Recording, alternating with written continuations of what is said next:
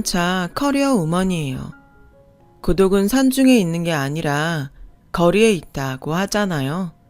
저처럼 가족이 없이 자란 사람들은 이 말에 공감할 거예요. 살면서 매 순간 가족을 그리워하며 살지는 않지만 명절이나 크리스마스 때 가족들에 둘러싸인 주변 사람들을 보며 그제야 내가 혼자라는 사실을 인지하게 되니까요. 저 역시 그랬어요. 그런데 결혼해서 말도 많고 탈도 많은 시댁 식구들과 북적이며 살다 보니 외톨이였던 시절로 다시 돌아가고 싶지 않더라고요. 그래서 난생 처음 용기라는 걸 내보기로 했어요. 나를 가족으로 받아준 사람들을 위해 지금의 가정을 지키려고 말이죠. 저에게는 어린 시절 기억이라고 할 것도 변변이 없어요.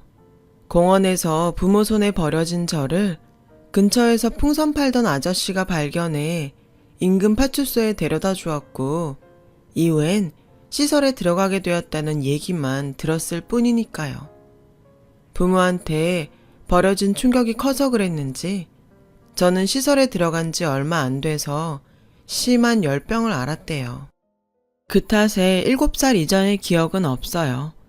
차라리 다행인지도 모르죠. 자기 자식을 버릴 정도의 부모 밑에서 자란 어린 시절이 좋아봐야 얼마나 좋겠어요. 모르는 게 약이라고 차라리 기억이 없으니 그리워할 시절도 없어서 오히려 나았어요. 하지만 그런 저에게도 잊지 못할 사람이 하나 있어요. 공원에서 비를 맞고 울고 있는 저를 발견해 근처 파출소에 데려다 주었던 풍선장수 아저씨예요.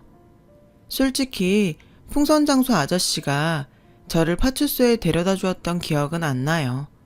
다만 제가 시설에서 지내는 동안 풍선장수 아저씨가 종종 찾아와서 그때의 일을 들려줘서 알게 된 거죠. 니한테는 아픈 기억일란가 몰라도 그래도 알아야 하지 않겠냐? 운 좋으면 너그 부모를 찾을 단서를 찾을란가도 모르고 말이여. 너만한 자식을 기르는 입장으로다가 나아가 볼 적엔 너그 부모가 널 버린 것은 아닌 것 같아. 암만 너그 부모도 뭔가 사정이 있었겠지. 안 그냐? 그니께 좋게 생각하자. 모르긴 해도 너그 부모도 시방 전국 팔도를 돔시롱 너 찾느라고 눈알이 빠질 것인께. 지 새끼 잃은 부모는 말이여 먹어도 먹는 것이 아니고 살아도 사는 것이 아닌 법이다. 근께 너도 포기하들 말고 뭐라도 자꾸 떠올려 봐야. 아저씨 말 알겠제? 투박한 말투였지만 아저씨의 말 속에는 제가 부모님을 찾길 바라는 진심이 고스란히 들어있었어요. 그리고 그 마음은 저에게도 온전히 전해졌고요. 아저씨는 종종 시설에 찾아와 저와 아이들한테 풍선을 나눠주셨어요. 길쭉한 막대 풍선을 이리저리 돌리고 조여서 푸드리며 칼을 만들어주셨죠. 그래서 아이들도 아저씨를 좋아했어요. 아저씨 팔뚝에 진하게 그려진 호랑이 문신을 보기 전까지는요. 풍선을 얻으려고 아저씨 꽁무니만 졸졸 따라다니던 아이들은 아저씨랑 눈이라도 마주칠세라 꼭꼭 숨었죠. 여전히 아저씨 옆을 지키는 건 오직 저뿐이었어요. 어른도 넘어짐시롱 크고 그란다. 이 호랭이는 나가 철없을 적에 하도 속이 미친년 꽃다발 맹크로 발광을 정신 좀 차리려고 그려 넣은 것이여. 처음엔 괜히 말하던 것이 살이 쪄서 그런가. 시방은 백두산 호랑이 맹크로 커불었지 뭐냐. 아가, 너도 이 호랭이가 무섭냐? 아저씨는 시험지 채점을 앞둔 아이처럼 걱정스러운 눈빛으로 저를 바라보았어요. 저는 대답 대신 호랑이 문신에 일회용 반창고를 붙여주었죠. 이러면 안 무서울 거예요. 아저씨는 한참 동안 반창고를 내려다보시다가 저를 안아주셨어요. 아저씨 어깨가 들썩이고 흐느끼는 소리가 들렸지만 저는 모른 척 했죠. 왠지 그래야 할 것 같았거든요. 그날 이후 풍선장수 아저씨는 더 이상 보육원에 오지 않았어요. 그렇게 시간이 흘렀고 9살이던 저는 중학교에 들어갈 나이가 되었어요. 그 흔한 사진 한 장 같이 찍은 게 없어서 언제부턴가 아저씨 얼굴도 기억이 가물가물 하더라고요. 기억나는 건 아저씨 팔뚝에 그려진 호랑이 문신뿐이었어요. 사춘기에 접어선 저는 보육원에서도 학교에서도 말수가 많이 줄었어요. 늘 있는 듯 없는 듯 조용히 지냈죠. 내게는 나를 지켜줄 사람이 없다는 걸 일찌감치 깨달았던 탓일 거예요. 내일 학교로 부모님 모셔와. 부모 없는 아이들에게 이 말처럼 무서운 말도 없거든요. 그러니 그런 소리를 듣기 전에 알아서 빌미를 안 만드는 게 최선이다 생각했죠. 며느리 시집살이 하는 심정으로 보고도 안 본 척, 들었어도 안 들은 척, 괜히 남의 일에 나서지 않고 몸살이며 숨죽이듯 그렇게 살았어요. 그러다 보니 별명이 투명인간이 됐고요. 주변에 누가 잘못을 했든 억울한 누명을 썼든 눈을 감고 귀를 닫고 산 탓에 저에게는 친구가 하나도 없었어요. 당연하죠. 그렇게 의리 없는 애랑은 나라도 친구하기 싫으니까요. 같이 놀 친구도 없으니 남는 시간엔 공부를 하거나 책을 읽었어요. 학교 도서관은 그런 저의 아지트였죠. 오래된 책에서 풍기는 쿰쿰한 책곰팡이 냄새가 전 그렇게 좋더라고요. 그러다 내친 김에 도서관에 있는 모든 책에 제 이름이 적힌 대출카드를 남기고 싶다는 생각을 하게 됐어요. 스스로 내기를 하듯 책을 읽다 보니 텅 빈 것 같았던 내 마음이 조금씩 채워져 가기 시작했고요. 하지만 졸업식까지도 학교 도서관에 있는 모든 책을 읽지는 못했어요. 생각보다 책이 많더라고요. 고3이 되고는 수능 준비로 바빠서 좀처럼 책을 읽을 시간도 없었고요. 하지만 꾸준한 독서 덕분에 고액의 논술학원에 다니지 않았음에도 저는 논술평가에서 1등을 할 수 있었어요. 당시 대입시험은 논술시험 성적이 당락을 좌우할 정도로 높은 비중을 차지하고 있었는데 그런 점에서 저는 대학 입시에 유리한 상황이었죠. 모의고사 성적과 내신 성적이 꽤 좋기도 했고요. 하지만 문제는 돈이었어요. 고등학교를 졸업하면 시설에서 나와야 하는데 정착금으로 받은 돈으로는 월세방 보증금도 감당이 안 됐거든요. 그런 상황에 대학 진학을 꿈꾼다는 건 말도 안 되는 거였죠. 그때는 정말 내게 부모가 없다는 게 피부에 와닿더라고요. 남들은 성적이 안 돼서 못 가는 대학을 좋은 성적을 받고도 못 가게 됐으니까요. 그땐 이따위 인생 될 대로 되라는 심정이었어요. 수능 시험을 마치고 남들은 논술 시험 준비를 하느라 한창 바쁜 그때에 저는 자포자기한 심정으로 지내야 했죠. 그러던 어느 날이었어요. 원장님이 급히 저를 부르시더라고요. 아무래도 퇴소 문제 때문인 것 같아서 마음의 준비를 하고 원장실을 찾아갔죠. 그런데 뜻밖의 얘기를 하시지 뭐예요. 지영아, 너 대학 갈 수 있겠다. 널 후원하겠다는 분이 나섰어.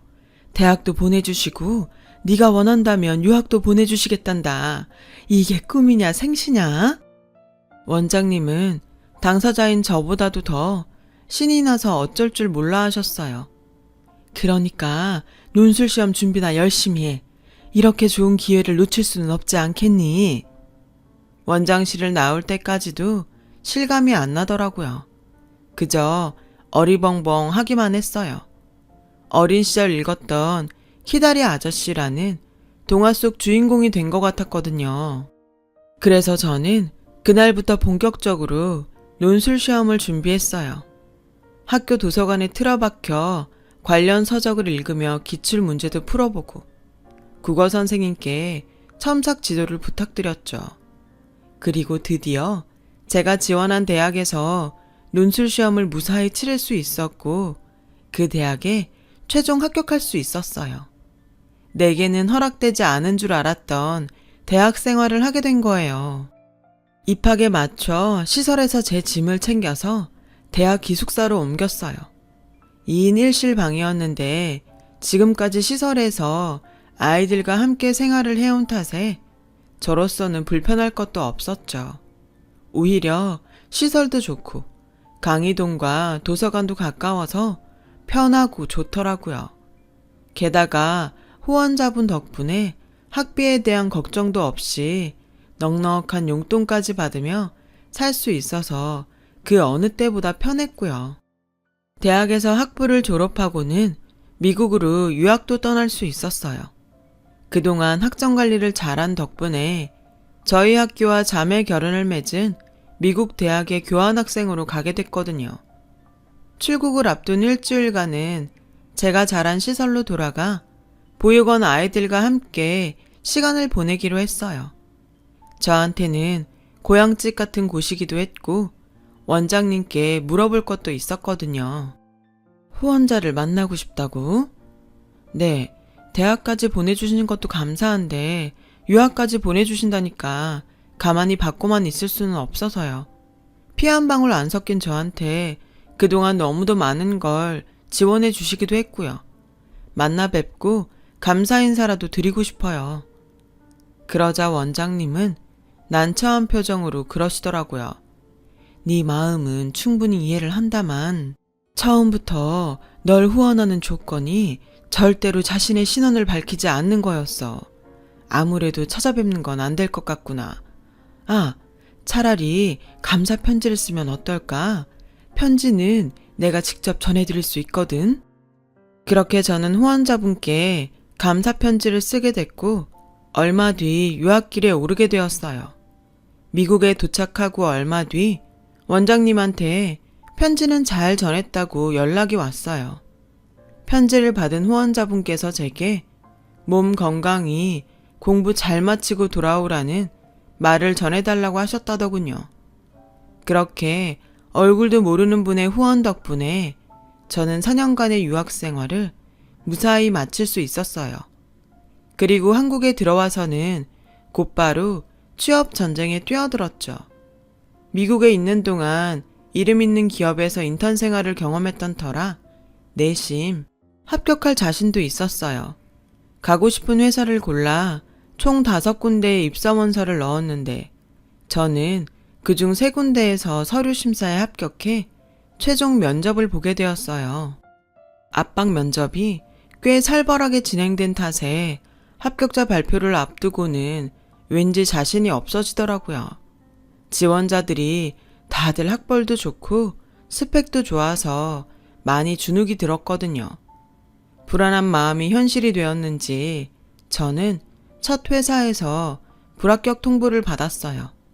불안하긴 했지만 막상 떨어졌다는 문자를 받으니 겁이 나더라고요.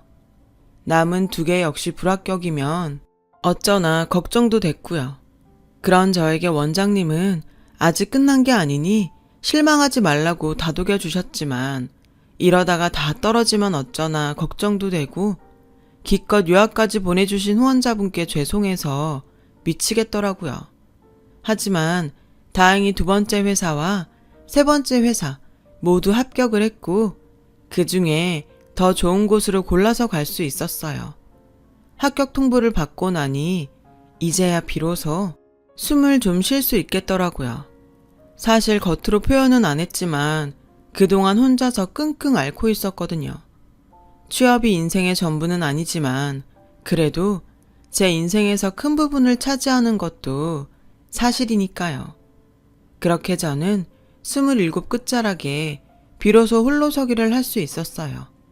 그리고 첫 출근에 앞서 후원자분께 2번째 편지를 썼죠. 덕분에 좋은 환경에서 공부할 수 있었고 좋은 회사에도 취직할 수 있었다고요. 허락하신다면 이번만큼은 직접 만나서 감사 인사를 드리고 싶다고 말이죠. 하지만 이번에도 후원자분께서는 원장님을 통해 거절을 하셨어요. 사회에 첫 발을 내딛었으니 이제는 스스로 살아갈 힘을 기르라는 말씀과 함께요. 그렇게 저는 두 번째 거절을 당했고 이후에는 편지를 쓰지도 만나고 싶다고 조르지도 않았어요. 대신 감사한 마음을 가슴에 담고 언젠가 나와 같은 처지의 아이에게 도움을 주어야겠다고 다짐을 했죠. 그게 후원자분께 은혜를 갚는 일이라고 생각했거든요. 이후 회사에 첫 출근을 하게 된 저는 정말 눈코 뜰 새 없이 바쁘게 지냈어요. 모든 신입사원들이 다 그렇듯 학교에서 배운 것과는 전혀 다른 업무 형태에 매 순간 멘붕이 왔고 더불어 회사에 적응하느라 전력을 다해야 했거든요. 그렇게 3년을 보낸 저는 드디어 대리로 승진하게 되었어요. 그러던 어느 날이었죠. 원장님이 회사로 찾아오셨더라고요. 마침 점심시간 때라 근처 식당에서 점심을 대접해드리는데 글쎄 뜬금없이 선을 보라고 하지 않겠어요? 선을 보라고요?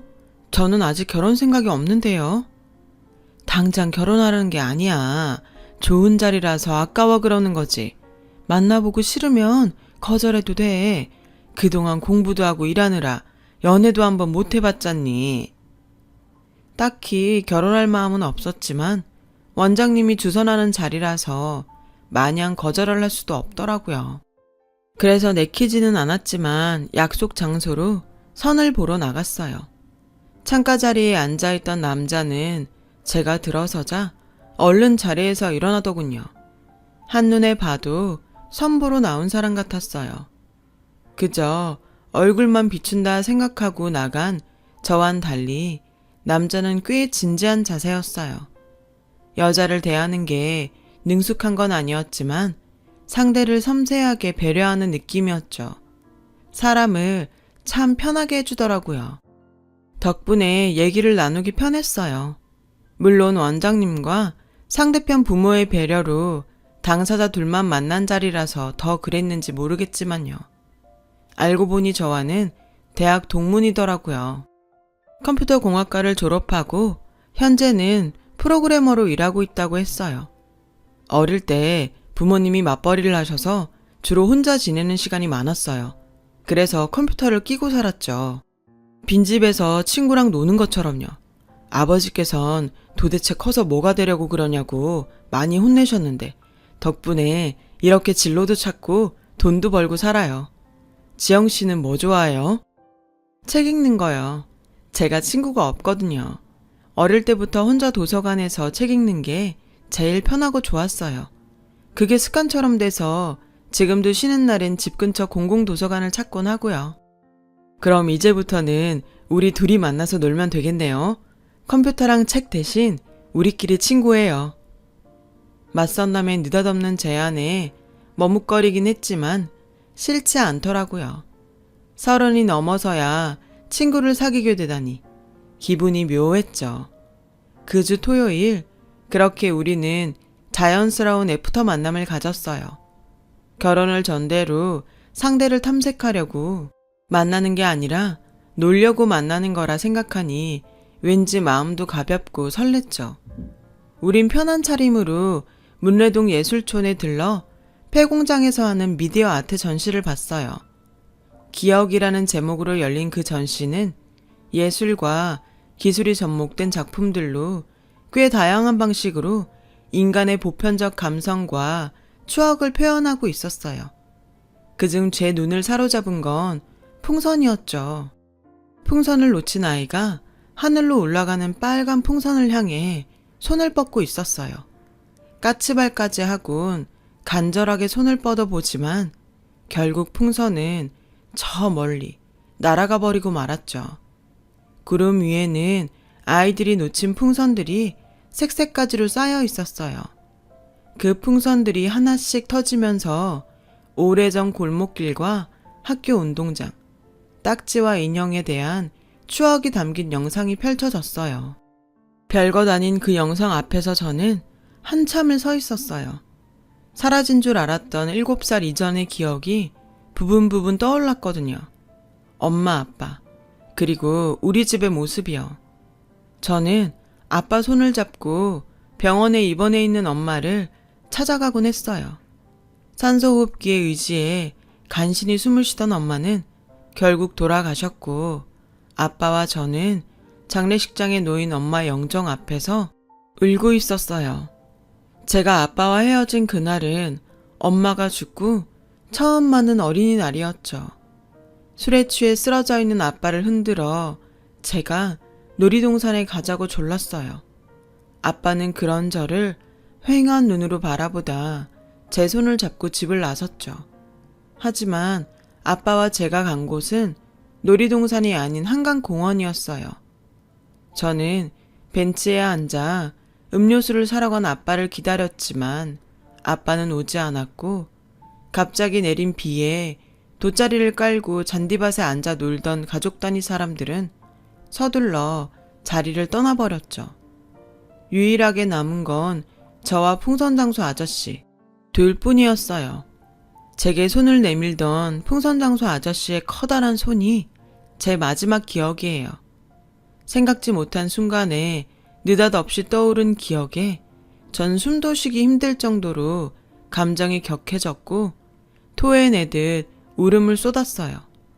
순간 관람객들의 시선이 제게 쏟아졌고 맞선남은 겉옷을 벗어 제 얼굴을 감싸곤 가만히 안아주더군요.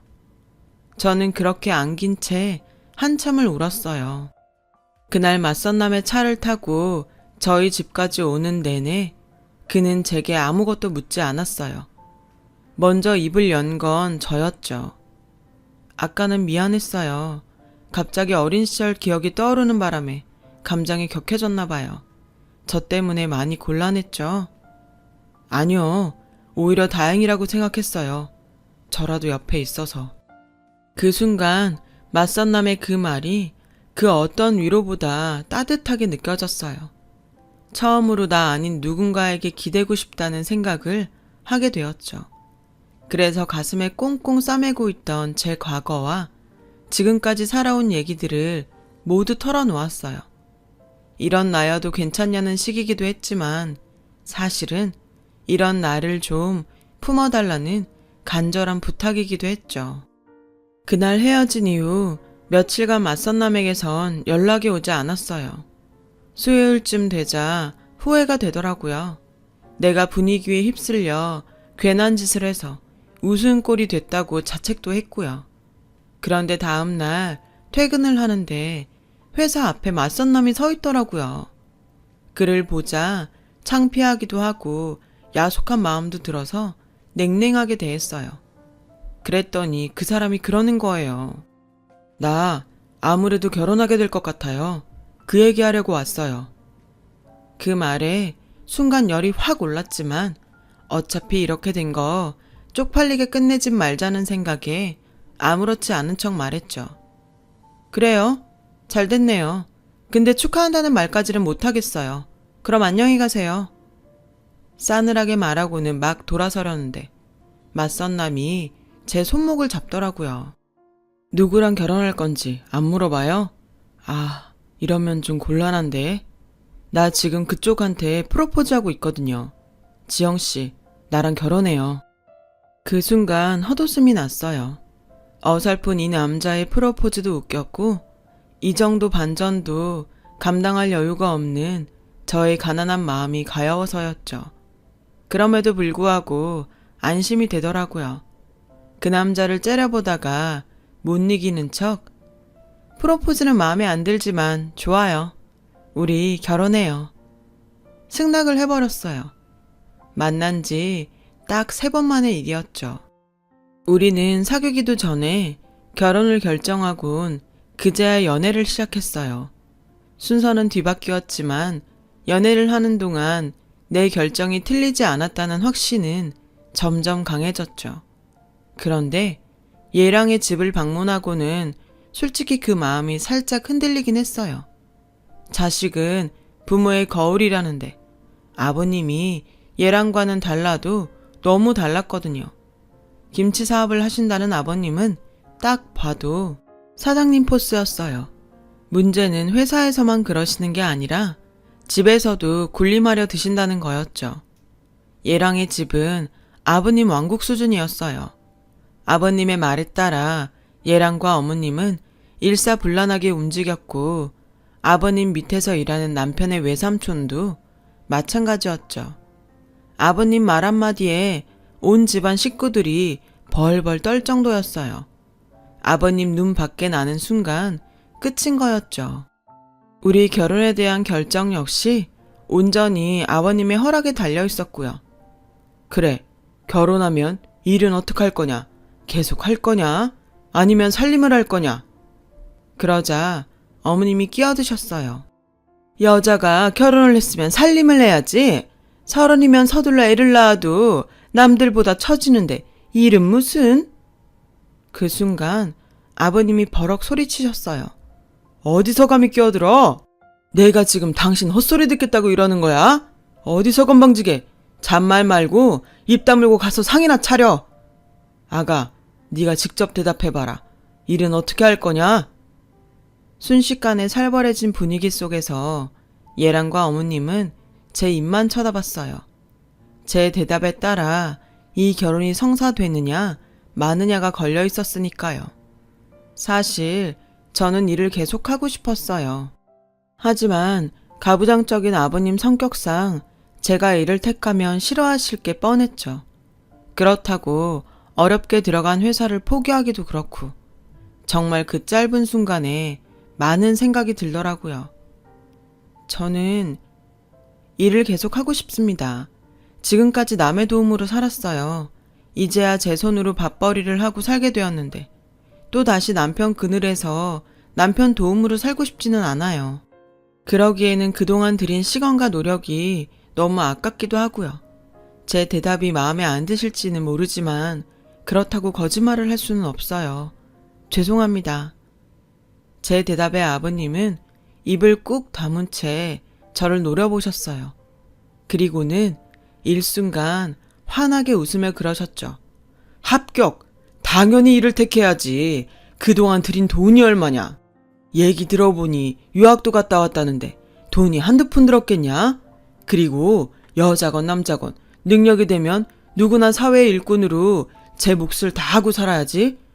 그렇고 말고 네 대답이 내 마음에 쏙 든다. 당장 결혼해.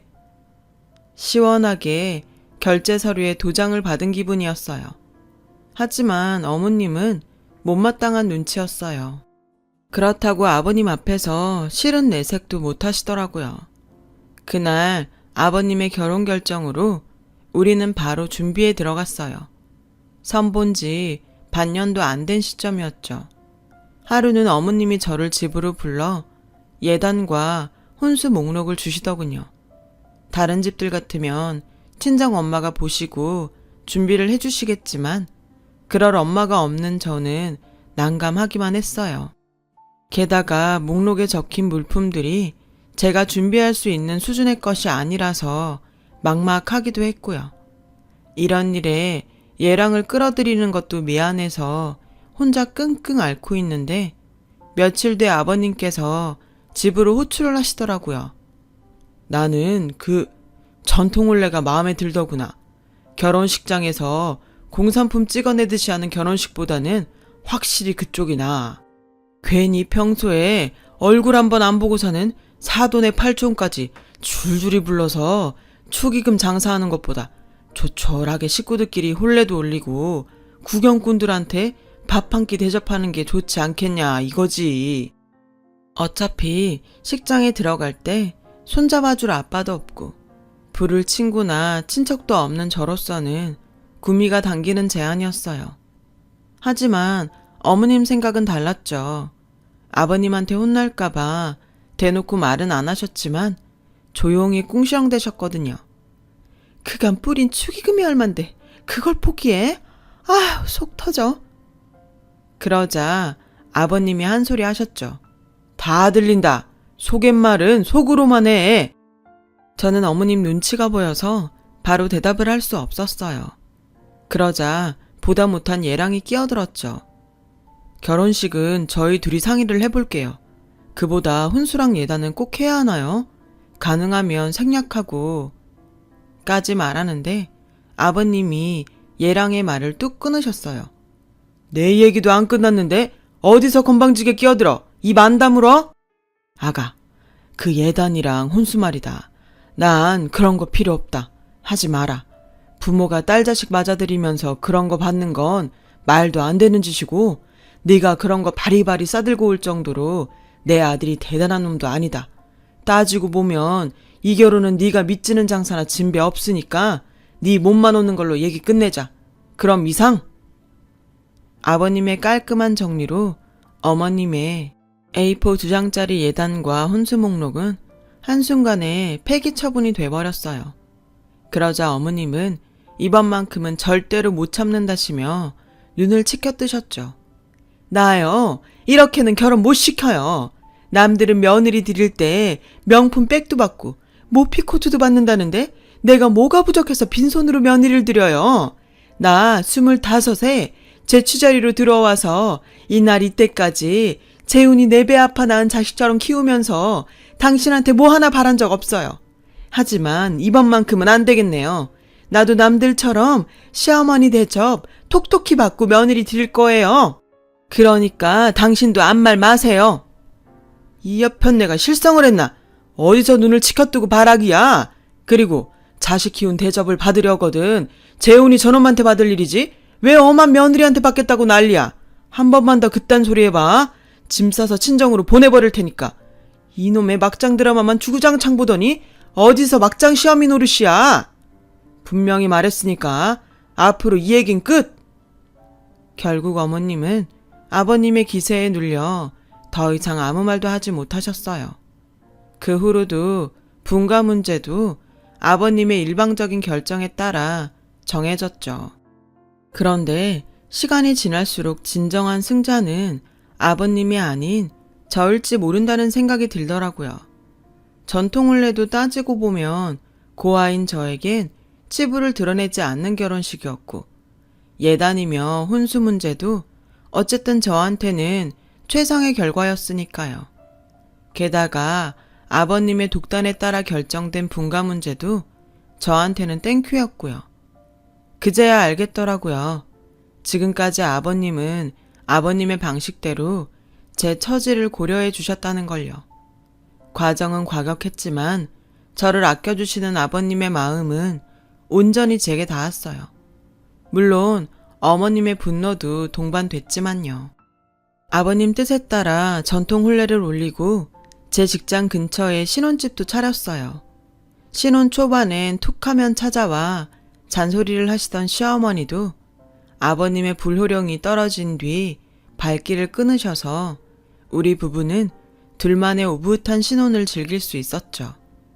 그렇게 결혼하고 1년쯤 되었을 무렵 청천벽력 같은 소식이 들렸어요. 아버님이 뇌경색으로 쓰러지셔서 반신불수가 되신 거예요. 거기에 언어장애까지 생겨서 말씀도 제대로 하지 못하게 되셨죠. 그 당당하고 호탕하시던 아버님은 이전과는 전혀 다른 모습으로 변하셨고 그동안 아버님한테 눌려 살던 어머님은 뒤늦게 제 세상을 찾으셨어요. 아버님을 대신해 회사를 운영하신다고 살림도 팽개치시고 출근을 하셨고 주말에는 친구분들과 골프를 치러 다니시느라 집을 비우셨죠. 아버님의 병수발은 평일엔 간병인의 도움을 받았고 주말에는 남편과 제가 도맡아야 했어요. 저를 통해 아버님 소식을 들은 원장님은 한 걸음에 달려오셨어요. 아휴, 강 사장님, 이게 무슨 일입니까?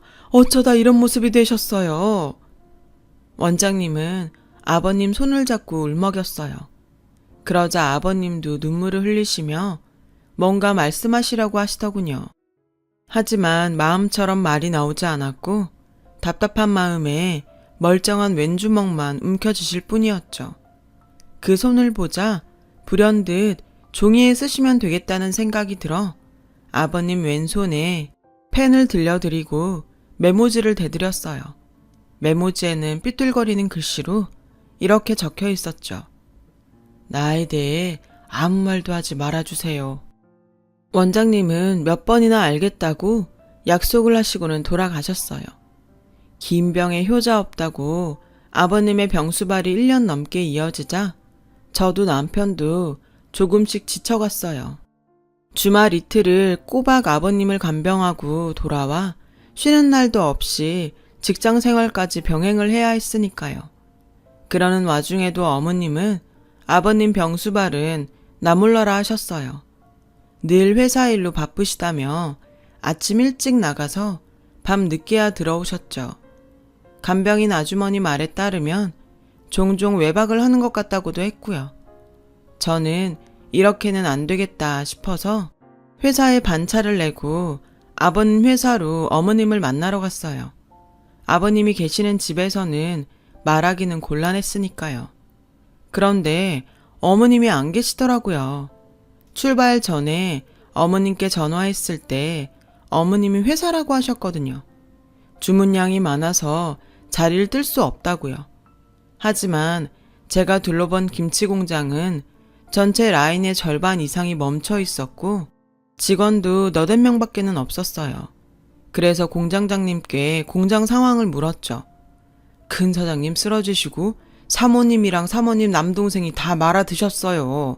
매출이 좋은데도 직원들 월급도 밀리고 대금 결제도 안 해주니까 어쩌겠어요. 직원도 다 나가고 배추 대주던 농가도 다 떨어져 나가고 꼴랑 요 사람들만 남아서 쇼핑몰 주문만 받고 있는데 그나마도 얼마 못 갈 거예요. 큰 사장님 계실 땐 비싸도 고춧가루며 마늘 생강까지 다 국산으로 했는데 원가 아낀다고 사모님이 중국산으로 돌려버린 탓에 단골 다 떨어졌거든요. 벌써 몇 달째 회사에도 잘 안 나와요. 충격 그 자체였어요.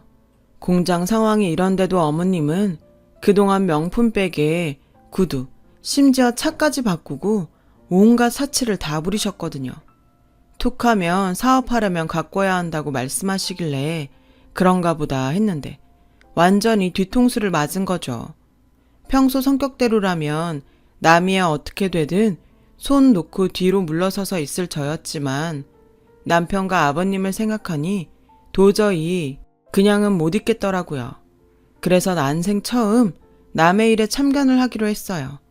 일단 남편한테 김치공장 상황을 전하고 어머님한테는 아무 내색도 안 한 채 업체에 연락해 어머님의 뒷조사를 의뢰했어요. 그 주 주말에 저 혼자 시댁에 찾아가 아버님 간병을 하는데 생각지 못한 문제가 생겼지 뭐예요. 일요일이라 아버님 목욕을 시켜드려야 하는데 남편이 김치공장 일로 못 와서 제가 직접 아버님을 씻겨드려야 하는 상황이 된 거예요. 이런 일은 처음이라 난감하더라고요. 그건 아버님도 마찬가지셨죠. 아버님은 한사코 안 씻겠다고 하셨지만 밤에 진땀을 많이 흘리셔서 그럴 수가 없는 상황이었어요. 결국 물수건으로 중요 부위를 제외한 다른 곳만 제가 닦아드리는 걸로 협의를 하고 아버님 상의를 벗겨드렸어요. 그런데 아버님 오른팔에 낯익은 문신이 있지 뭐예요? 풍선장소 아저씨의 호랑이 문신이요. 문신을 보고 놀라자 아버님은 서둘러 왼손으로 문신을 가리셨어요. 그리곤 당황하신 듯 웅얼거리셨죠. 잘 알아들을 수는 없었지만 분명 시방, 거시기라고 하신 것 같았어요. 저는 그 길로 원장님께 전화를 걸어 혹시 아버님이 풍선장소 아저씨냐고 물었어요. 원장님은 어떻게 알았냐고 오히려 되물으시더군요. 그리고는 다 알려진 마당에 뭘 더 감추겠냐면서 그동안 저를 후원해준 분이 아버님이라고 했어요. 강 사장님이 비밀로 해달라고 하셨지만 그러다 그냥 돌아가시면 너도 가슴에 맺힐 거 아니니 너를 며느리 삼아 딸처럼 데리고 살고 싶으시다고 하도 부탁하셔서 선자리도 마련했는데 다행히 일이 잘 돼서 얼마나 좋아하시던지. 근데 그 얘긴 누구한테 들은 거니? 풍선장수 얘긴 강 사장님이랑 나밖에 모르는 일인데 네 남편이랑 시어머니도 몰라. 그 말을 듣자 가슴 깊은 곳에서부터 뜨거운 무언가가 번져 올랐어요. 그 길로 아버님 방으로 달려가 아버님을 끌어안고 엉엉 울었죠. 왜 진작 말 안 했어요? 내가 그동안 아저씨를 얼마나 그리워했는지 알아요? 그렇게 기다려도 안 와서 아저씨도 날 버린 줄 알고 무서웠다고요. 나 몰래 후원해 줄 게 아니라 차라리 나 보러 와주지 그랬어요. 난 그거면 됐는데, 그걸로 충분했는데. 미안해요, 아저씨.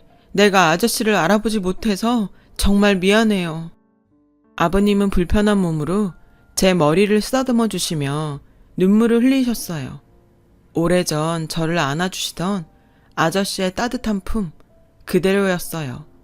그리고 며칠 뒤 업체에서 연락이 왔어요. 어머님이 그동안 아버님 명의로 된 땅이며 은행 잔고, 회사 수입을 열심히도 친정으로 빼돌리고 있었더라고요. 게다가 현재 운전기사랑 딴 살림까지 차리고 계셨고요. 남편과 함께 변호사를 찾아가 소송을 의뢰하고 공장장님을 만나 공장을 어떻게 정리해야 할지 상의했어요. 공장장님은 저희가 공장을 운영할 생각이 없다면 자신이 한번 해보겠다고 하시더라고요. 당장 공장을 인수할 돈은 없으니 대신 공장 임대료로 매달 월세를 내겠다고요. 저희로서는 그게 최선인 것 같아서 그렇게 하기로 했어요. 그리고 얼마 뒤 어머님이 소장을 들고 저희 집으로 찾아오셨더라고요. 내언남이랑 사는 오피스텔로 소장이 전달된 모양이었어요. 어머님은 다짜고짜 제 머리채를 잡으며 고래고래 소리를 치셨어요. 하다하다? 시애미를 법정에 세워? 어디서 이런 게 들어와선 사람을 엿먹이고 지랄이야. 부모 없이 자란 고학년 주제에 감히 네가 나한테 이러고도 무사할 것 같아? 너 뒤봐주시던 시아버지도 뒷방 늙은이 된 마당에 누가 네 편 들어준다고 까불어. 저는 어머님 머리채를 잡으며 말했어요. 왜? 내 편이 없을까봐 걱정이세요? 고양이 쥐 생각해주고 있네요. 근데 어쩌죠? 난 남편도 있고 시아버지도 있고 이젠 법도 내 편일 텐데 어머님한테 누가 있을까요? 어머님 내연남? 돈 몇 푼 쥐어주니까 어머님이 아버님 재산 빼돌린 거 녹취까지 해주던데 그런 남자가 퍽이나 당신 편 들어주겠다? 그러게 어지간히 해드셨어야지. 적어도 아픈 남편 버려두고 딴 살림은 차리지 말았어야지. 인간 말종 같은 짓 혼자 다 해놓고 인간 대접 받길 원했어요? 어림없으니까 꿈도 꾸지 마세요. 내가 당신 지옥불에 던져줄 테니까. 전 시어머니를 현관 밖으로 밀어버리고 문을 닫았어요. 한참을 배를 누르며 문을 두드리던 시어머니는 얼마 안 가 돌아갔어요. 문 밖에서 하는 통화 소리를 들어보니 내연남과 싸우는 것 같더라고요. 그러게 믿을 사람을 믿었어야죠. 돈으로 맺어진 남녀 관계는 결국 돈으로 끝난다는 걸 어머님이 너무 늦게 한 거죠. 결국 얼마 뒤 어머님은 구속이 되었고 어머님이 친정으로 빼돌린 재산과 그 가족들이 착복한 돈은 바로 돌려받았어요.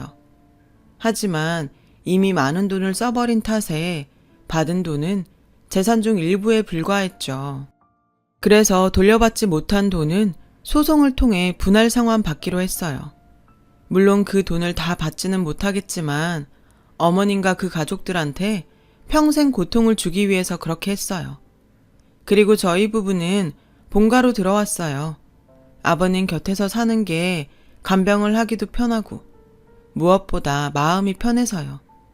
그리고 긴 병에 지치지 않도록 따로 주말 간병인도 두었어요. 우리 부부가 지치지 않아야 아버님도 오래 모실 수 있을 것 같아서요. 아버님이 메모로 지시한 사항이기도 했고요. 간병인 하나 더. 이렇게요. 만나게 될 인연은 언제고 다시 만나게 된다는 말처럼 풍선장소 아저씨와 저는 이제 시아버지와 며느리로 살고 있어요. 아저씨가 오랜 시간 동안 제 뒤에서 저를 지켜주신 것처럼 이제는 제가 아저씨를 지켜드리려고 해요. 지금까지 저의 긴 사연 들어주셔서 감사드려요. 여러분, 사연 댓글에 응원과 현명한 조언 부탁드려요. 좋아요와 구독은 저에게 큰 힘이 됩니다. 오늘도 좋은 일 가득하세요.